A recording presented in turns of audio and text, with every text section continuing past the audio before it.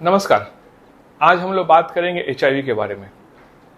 HIV की शुरुआत के बारे में बात करेंगे।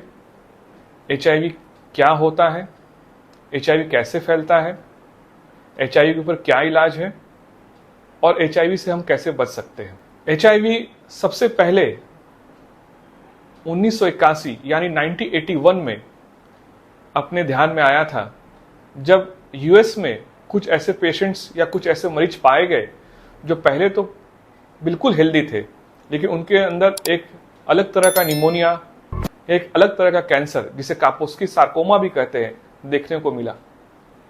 और यहां से एक टर्म आया जिसे हम एक्वायर्ड इम्यूनोडेफिशिएंसी सिंड्रोम कहते हैं। इसके बाद धीरे धीरे करके काफी विज्ञान ने खोज की और पता चला कि एक रेट्रोवायरस है जो ये एड्स नामक बीमारी से संबंधित है। इसके बाद 1987 में यानी 1987 में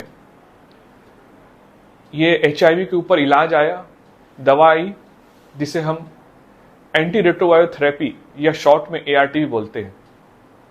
इसके बाद 1996 यानी 1996 में हमारे पास एआरटी के कॉम्बिनेशन आए, मतलब एक ही पेशेंट को एक से ज़्यादा दवा देके ये वायरस को कंट्रोल या नियंत्रित रखा जा सकता है।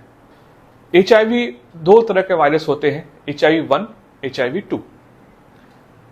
एचआईवी 1 एचआईवी 2 के मुताबिक काफ़ी ज़्यादा कॉमन है, काफ़ी ज़्यादा लोग पीड़ित एचआईवी 1 से ही हैं। माना जाता है ये एचआईवी वायरस कहीं ना कहीं नॉन ह्यूमन प्राइमेट्स उनसे इंसान में आया है और इसकी शुरुआत कहीं ना कहीं अफ्रीका के जंगलों से हुई थी। एचआईवी का ट्रांसमिशन सेक्सुअल इंटरकोर्स के द्वारा, इन्फेक्टेड ब्लड के एक्सपोजर से या प्रेगनेंसी या डिलीवरी के दौरान हो सकता है। सेक्सुअल ट्रांसमिशन काफी कॉमन रूट है एचआईवी के संक्रमण को फैलाने के लिए। अगर इन्फेक्टेड ब्लड किसी को चढ़ा दिया जाए या गलत इंजेक्शन जो एचआईवी से संक्रमित हो वो पेशेंट को लग गया तो भी एचआईवी हो सकता है। इसके अलावा अगर गर्भवती महिलाएं एचआईवी से पीड़ित है तो इसकी संभावना है कि वो अपने बच्चों में भी इस बीमारी को फैला सकते हैं, उनको भी ये प्रेगनेंसी के दौरान बच्चों को भी ये हो सकता है। एचआईवी के स्टेजेस एक्यूट इन्फेक्शन है पहला स्टेज, एक्यूट एचआईवी इन्फेक्शन जिसे हम कहते हैं। इसमें काफ़ी सारे पेशेंट्स एसिम्प्टोमेटिक होते हैं, उनके अंदर कोई भी सिम्टम्स या कोई भी लक्षण नहीं देखने को मिलते हैं, या कुछ सिम्टम्स देखे जा सकते हैं जो बिल्कुल नॉन स्पेसिफिक है, जैसा बुखार का आना, शरीर के ऊपर कोई रैश का होना, मांसपेशियों जोड़ों में दर्द, गले में दर्द, जुलाब होना, इस प्रकार के लक्षण देखने को मिल सकते हैं। अर्ली एचआईवी इन्फेक्शन ऐसा स्टेज है जिसके अंदर पेशेंट्स का वायरल लोड और या वायरस की संख्या ब्लड में काफी ज्यादा होती है और इस प्रकार के पेशेंट से दूसरे को होने की काफी ज्यादा संभावना बनी रहती है। इसके अलावा क्रॉनिक एचआईवी इन्फेक्शन स्टेज आता है जिसके दौरान पेशेंट्स का वायरल लोड एक नॉर्मल लेवल पे मेंटेन रहता है और समय के साथ अगर उसकी इम्यूनिटी कम होते गई तो ये जाके एड्स डिसीज में परिवर्तित हो सकता है। अगर कोई एचआईवी ग्रसित पेशेंट है तो उसके लिए कुछ टेस्ट करने काफ़ी आवश्यक है, जैसे कि एक नॉर्मल ब्लड काउंट हो गया, उनकी लीवर किडनी कैसे काम कर रही है वो देखना चाहिए।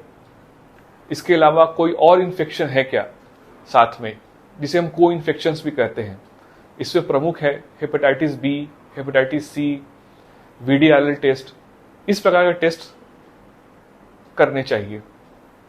इसके अलावा महत्वपूर्ण टेस्ट है CD4 काउंट, जो बॉडी की इम्यूनिटी, एचआईवी बीमारी कौन से स्टेज पे है, पेशेंट का ट्रीटमेंट कैसा चल रहा है, उसके लिए जानना बहुत जरूरी है। CD4 टेस्ट हम एक फ्लो साइटोमेट्री मेथड के द्वारा करते हैं, जिससे हमें CD4 परसेंटेज मिलता है और जिससे हम एब्सोल्यूट CD4 काउंट प्राप्त करते हैं।